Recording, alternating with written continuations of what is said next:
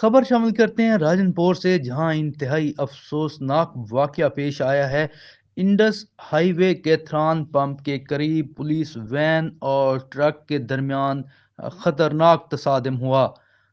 حادثے کے نتیجے میں دو پولیس اہلکار، جن کا نام عطا اللہ اور محمد کاشف بتایا جاتا ہے، شہید ہو گئے، جبکہ ایک سب انسپکٹر ذیشان زخمی ہو گیا، جسے طبی امداد کے لیے ڈسٹرکٹ ہیڈ کوارٹر ہسپتال منتقل کر دیا گیا ہے۔ پولیس ذرائع کے مطابق پولیس پارٹی شراب کی ترسیل کی اطلاع پر شراب فروشوں کے خلاف تعاقب کے لیے جا رہی تھی کہ ٹرک سے ٹکرا کر حادثے کا شکار ہو گئی۔ علاقہ کی فضا اس وقت شدید سوگوار ہے۔ جہاں زیب قریشی، زمانہ نیوز، جامپور۔